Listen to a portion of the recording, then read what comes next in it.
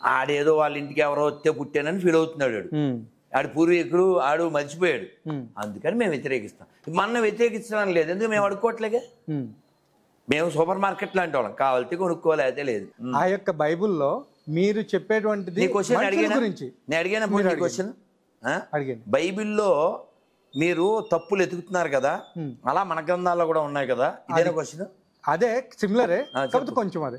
చెప్పు. బైబిల్లో ఉన్న మనుషుల గురించి మీరు మాట్లాడుతున్నారు, రైట్? కానీ అదే విధంగా ఇక్కడ దేవుళ్ళ గురించి, దేవుళ్ళ దగ్గరే ప్రాబ్లమేటిక్ ఉన్నాయి కదా మన గ్రంథాల్లో.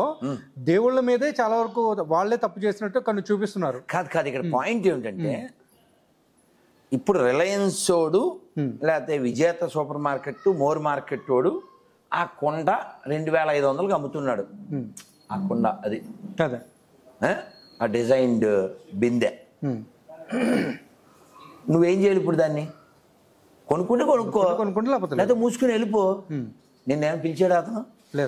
లేదుగా కదా కదా అంతే. కాబట్టి హిందూ గ్రంథాల్లో ఏమన్నా లోపాలు ఉంటే మేము చూసుకుంటాం, నీకేం పని? నిన్నైతే అడగలే కదా. కనకదుర్గ నమ్మకపోతే నిన్ను అని చెప్పావా? రాముని నమ్మకపోతే అని చెప్పావా? కృష్ణుని నమ్మకపోతే ఏ చెప్తాడు అని చెప్పామని చెప్పలేదుగా. కానీ మార్కు 16:16 అని మన బొగడ బుల్బుల్ బుక్లో ఉంది. నమ్మి బాప్తిజం పొందినవాడు రక్షించబడిన లేకపోతే శిక్షించబడిన. మా కొంపల దగ్గరికి వచ్చి నువ్వు పాంప్లెట్లే క్వశ్చన్ చేయకుండా ఎలా ఉంటావురా నిన్ను? కాబట్టి మమ్మల్ని క్వశ్చన్ చేయడా నువ్వు సరిపోవు, నువ్వు మాకే పుట్టేవు రోయ్, అది కూడా చెప్పు. ఏపీలో అయ్యప్ప స్వామి మాలలో వేసుకున్నారు. వాళ్ళు వేసుకుని మజీద్ ఎక్కడైతే అంటే శుక్రవారం పూట మజీద్ అయ్యే టైంలో మధ్యాహ్నం 1 గంట ఆ ప్రాంతాల్లో వెళ్ళి అక్కడ జై శ్రీరామ్ జై శ్రీరామ్ అని స్లోగన్స్ రాయడం జరిగింది. మామూలుగా అయ్యప్ప అంటే శవాన్ని చూస్తే అతను స్నానం చేయాలి. ఇక్కడ చిన్నప్పటి నుంచి మా నాన్నగారు అయ్యప్ప గురువు, మాకు అనుభవం.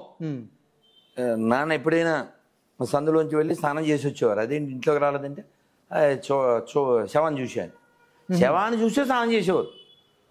అది అయ్యప్పల మాల వేసుకుంటే నియమం, శవాన్ని చూస్తే అది సో అలాంటి అయ్యప్పలో ఇంత నియమాలతో నిష్ఠతో అంతా చేసి లాస్ట్లో శబరిమల వెళ్ళే ముందు ఓవర్ దర్గా అంటే పీనుగు ఉంటుంది, ఎండిపోయిన పీనుగా సత్యం శవం, అక్కడికి వెళ్ళి మొక్కి మళ్ళీ శబరిమల వెళ్తారు.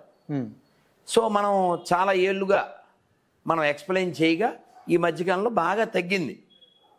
అసలు అక్కడ శబరిమలకి వెళ్ళే దారిలో ఉండే శవాన్నే మొక్కద్దంటున్నాం. సో మన ఊళ్ళో శవాల దగ్గరికి మనం ఎందుకు వెళ్తాం?